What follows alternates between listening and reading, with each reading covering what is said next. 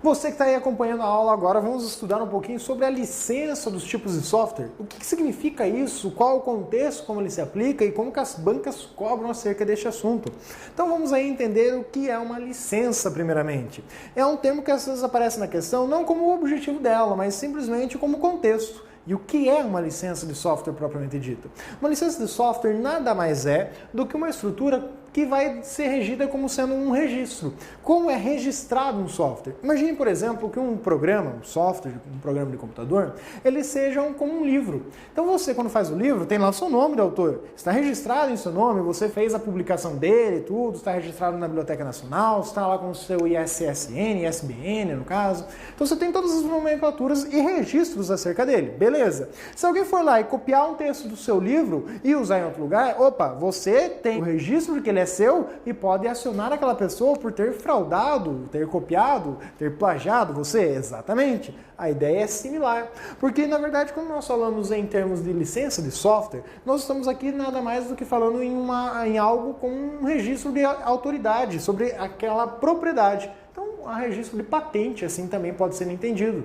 Então, o direito autoral é a parte do direito que cabe aqui.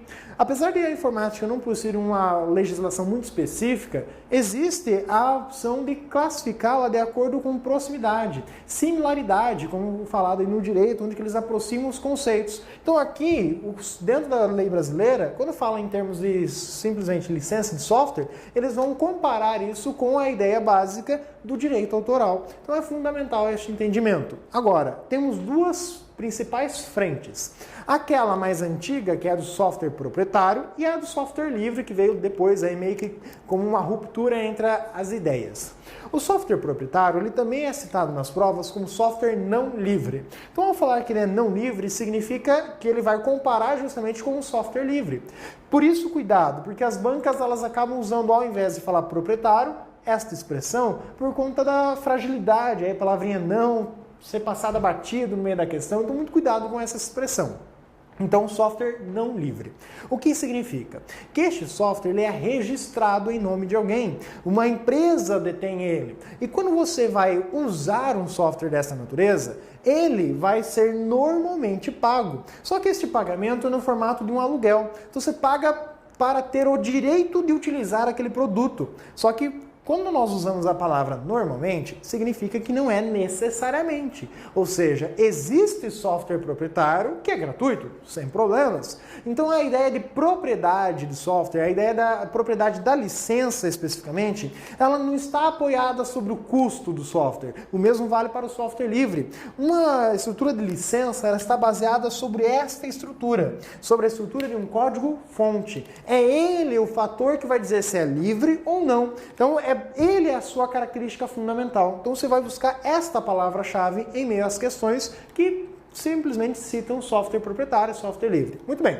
Então, ao descrever aí um código-fonte, temos que saber o que é o código-fonte. Um código-fonte nada mais é do que uma receita de bolo. Então imagine quando você vai fazer um bolo. Você não tem lá uma receita que descreve passo a passo o que você faz? Vai lá, vamos preparar um bolo. Quebra lá 3 ovos, aí vai lá, mexe o ovo, coloca um pouco de farinha, vai mexendo, vai colocando esse ingrediente, depois mexe, coloca o outro, mexe, e depois vai lá, coloca ao forno, uma forma untada, tantos minutos, beleza, um monte de coisa. Chegou ao final, beleza. Mas perceba que software é isso, é estas ações, são a sequência de passos que o computador deve seguir para realizar alguma ação. Como uma receita de bolo é uma sequência de passos que nós devemos seguir, o software é uma sequência de passos para o computador.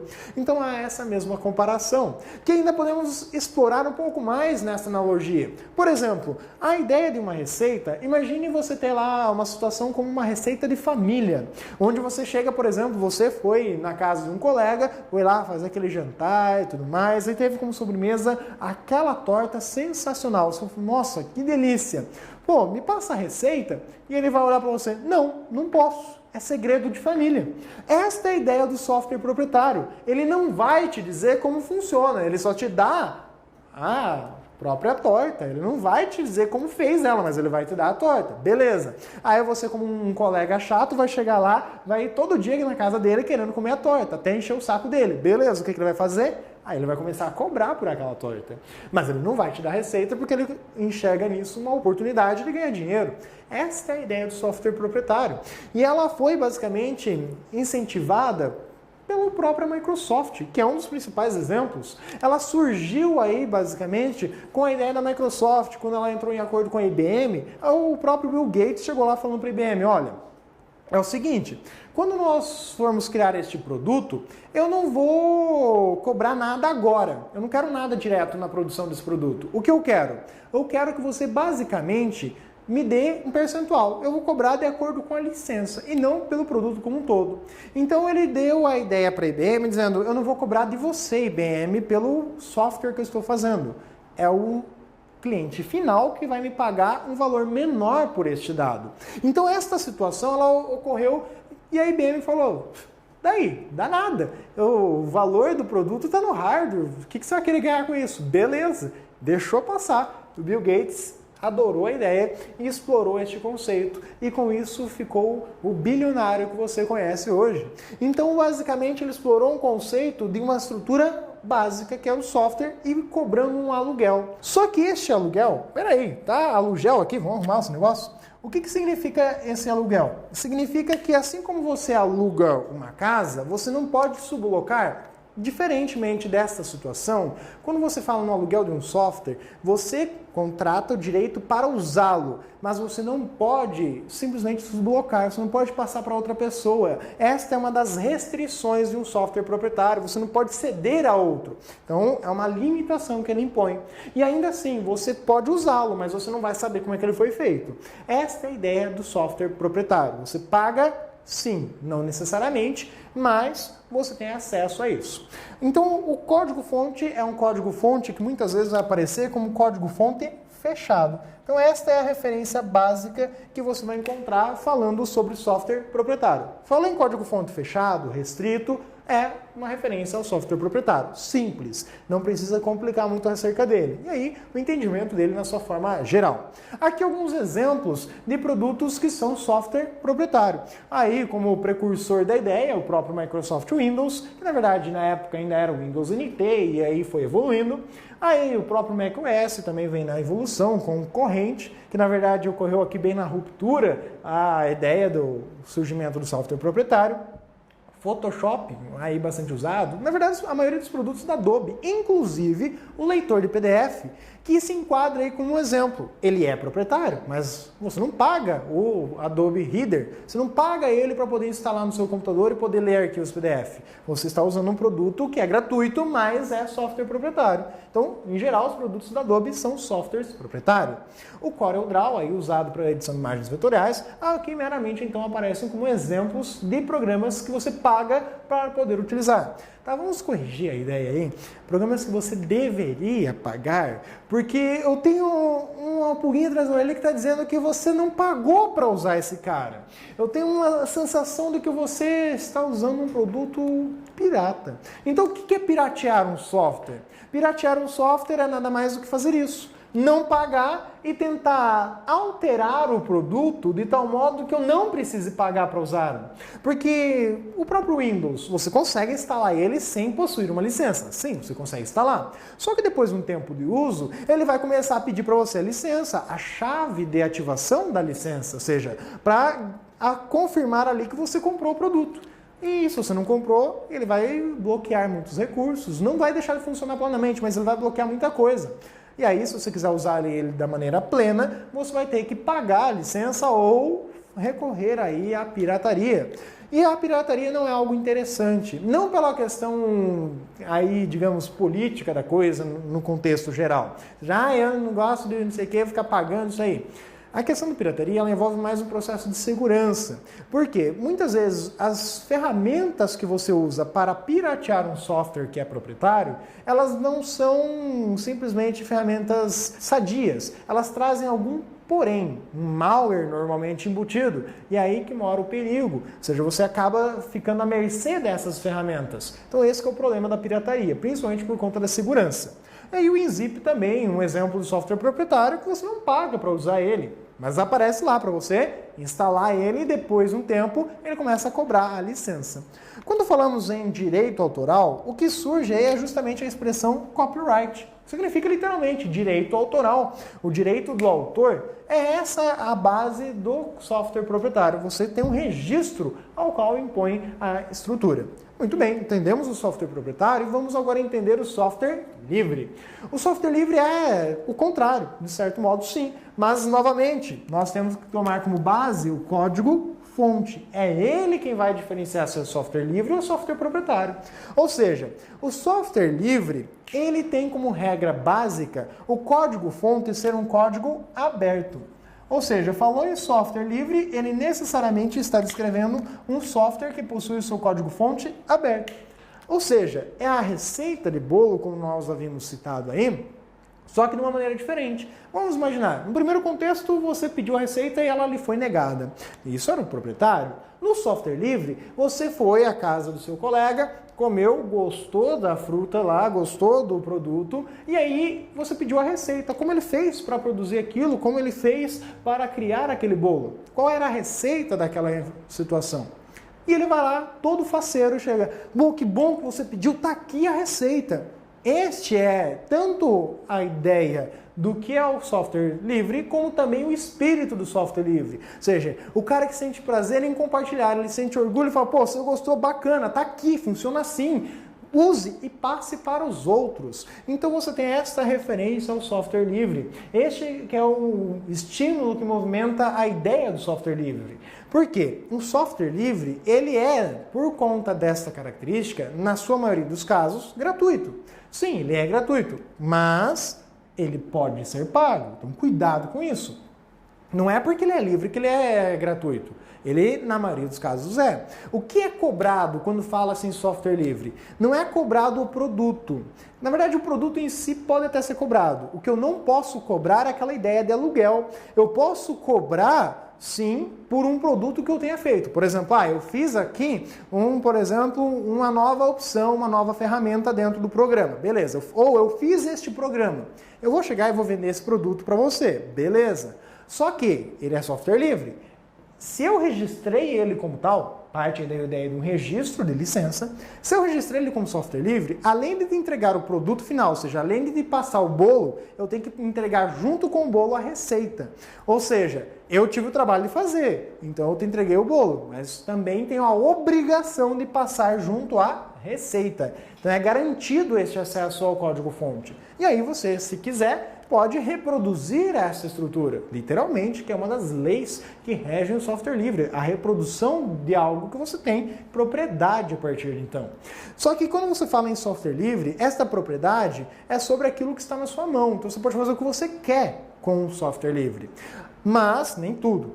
O que você vai observar é que quando você utiliza um software livre, você não pode sair revendendo, você não pode tentar transformar ele em um software proprietário, mas o que você quer em termos de liberdades. Por exemplo, se você tem um software proprietário, Windows, se você fizer uma cópia do CD e passar para outra pessoa, isso já pode ser caracterizado pirataria, principalmente se você envolver aí a ativação de chave e tudo mais. Mas isso ainda não. Mas se você tentar falsificar ou repassar aquela chave que você usou em um computador para outro computador ou outra pessoa, isso não pode. Inclusive se for o seu computador. Depende. Por exemplo, o Windows, ele te dá, as licenças atuais te dão permissão para você instalar em até 3 computadores a mesma licença, ou instalar ela 3 vezes no mesmo computador. Ou seja, você formata e instala usando a mesma licença.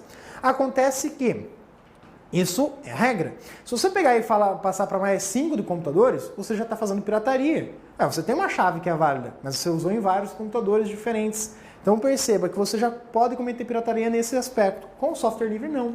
Imagine que você foi lá e adquiriu esse produto. Você comprou aquele bolo é seu, você pode fazer o que você quiser. Se você quiser tacar fogo nele, você taca fogo no CD do software livre, taca fogo no produto. Se você quiser pegar e enviar para todo mundo que você conhecer, você pode enviar. você pode fazer essas liberdades. Inclusive, você pode alterar este cara. Exato.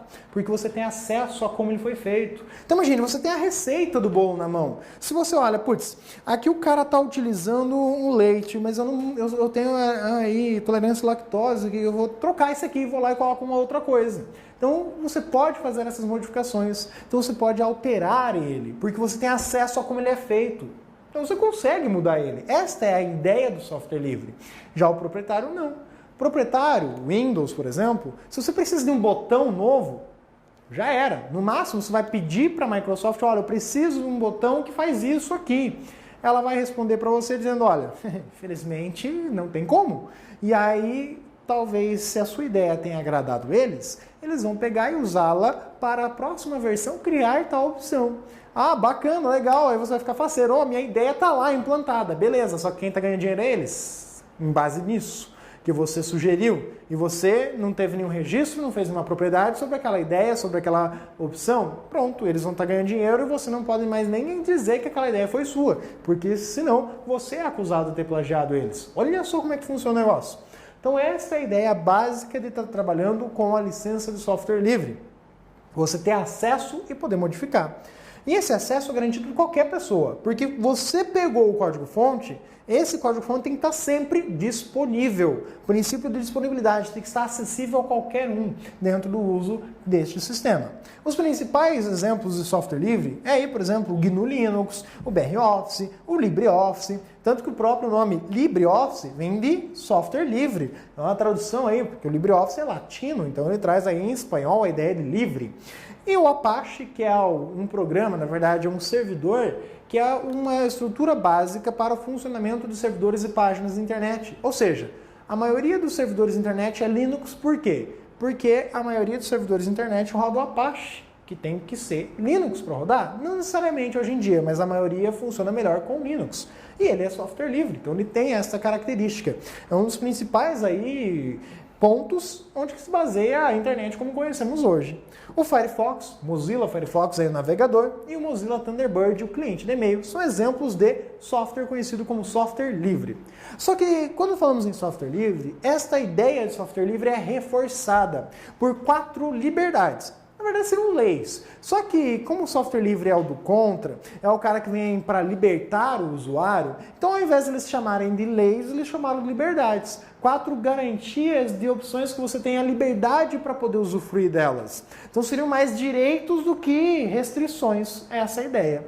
Então essas 4 liberdades, elas foram aí criadas em um consórcio pela Free Software Foundation, ou seja, pela Fundação do Software Livre, em conjunto com o projeto GNU Linux, ou seja, o próprio criador do kernel do Linux, o Linus Torvald, ele está ali trabalhando com esse conjunto, sim, mas apareceu aí principalmente o Stallman, como sendo um dos caras que mais incentivou o projeto GNU propriamente dito, ou seja, ele que está ali por trás da estrutura.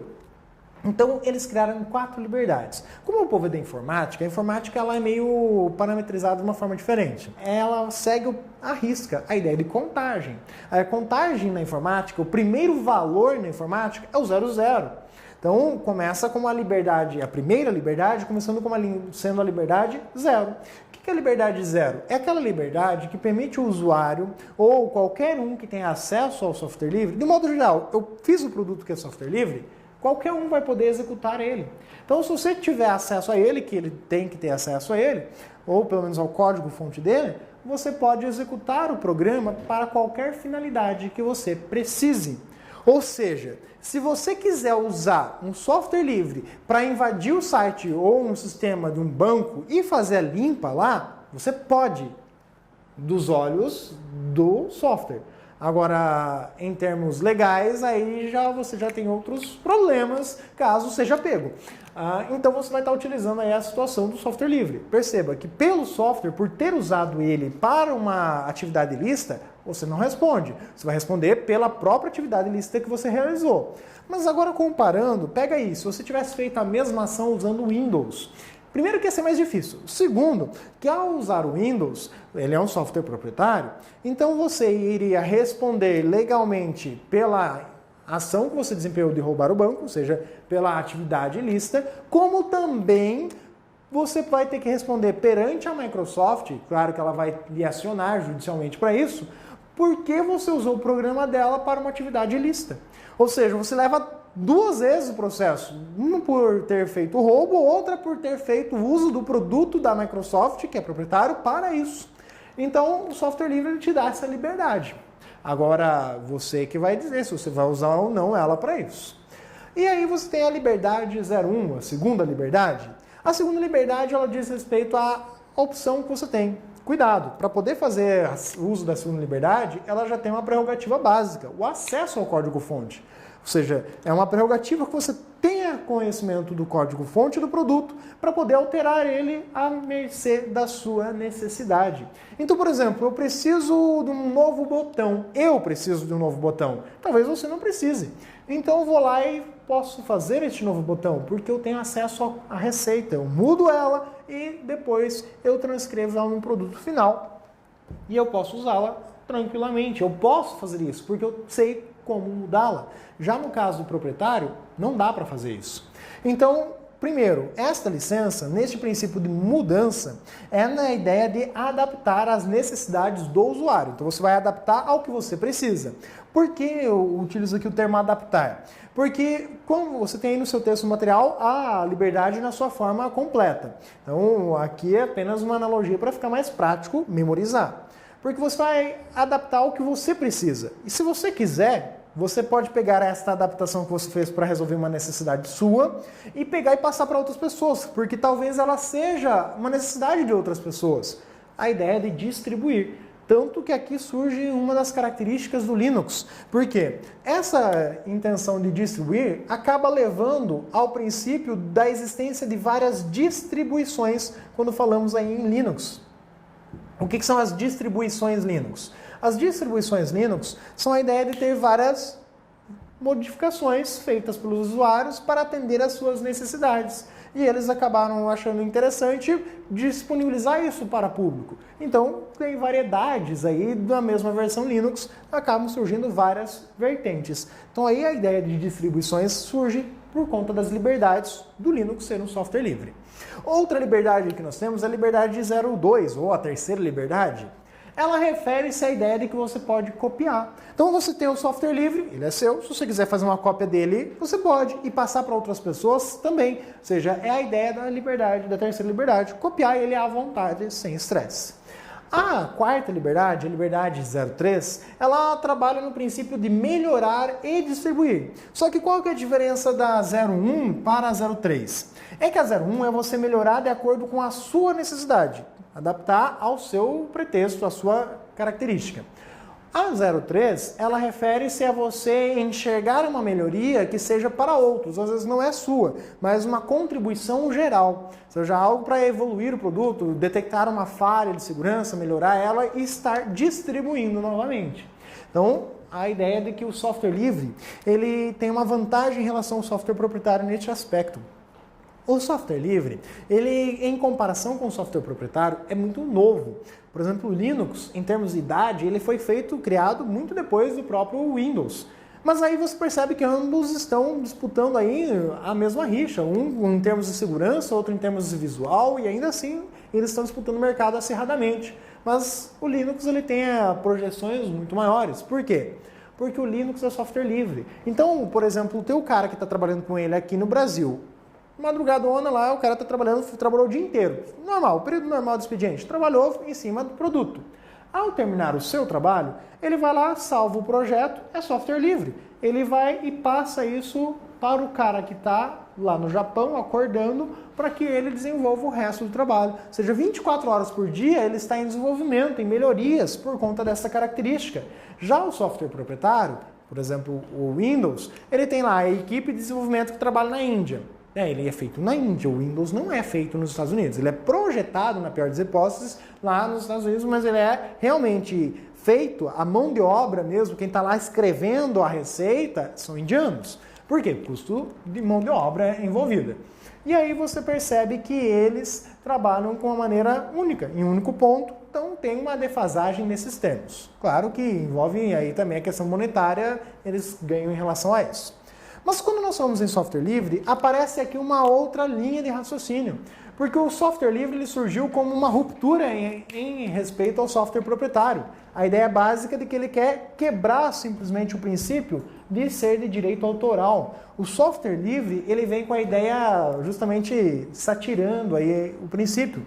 Você tem o copyright, que é o direito autoral. O software livre traz o direito de esquerda.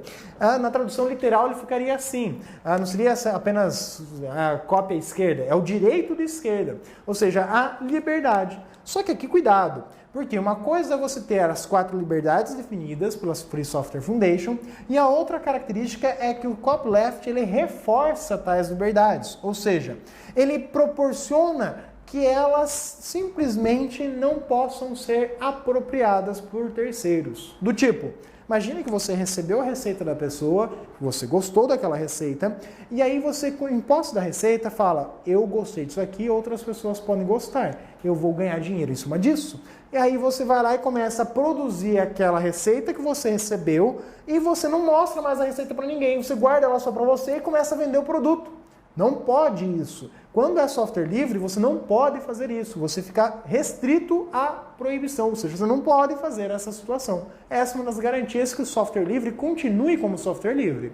Mas em contrapartida, há aqueles que preferem não fazer essa situação. Não querem que o software seja fechado, querem possibilitar as pessoas ganharem mais dinheiro com isso. Aí surgem as outras licenças, como por exemplo a licença BSD, dita como uma licença mais permissiva. A ideia da BSD é simples, ela é criada apenas para que o autor garanta que o seu nome continue presente no software. Então imagine, eu vou lá, faço um programa, um software, ao fazer este software, eu vou simplesmente dizer que, bom, eu não quero mais mexer com ele. Se alguém gostou dele e quer dar continuidade, quiser explorar, quiser ganhar dinheiro com ele, pode.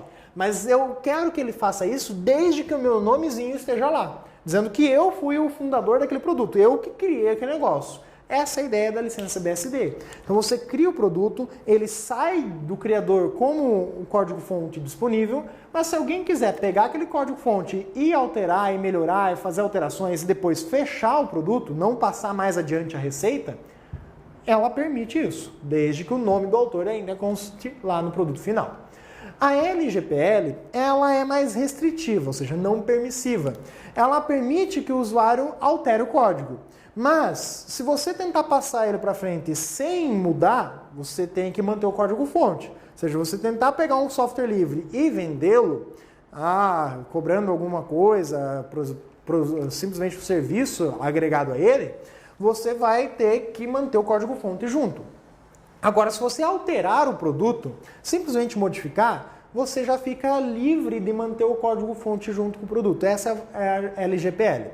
A OSD nada mais é do que a própria copyleft, ou seja, a garantia do registro para que ele possa ser garantido como software livre.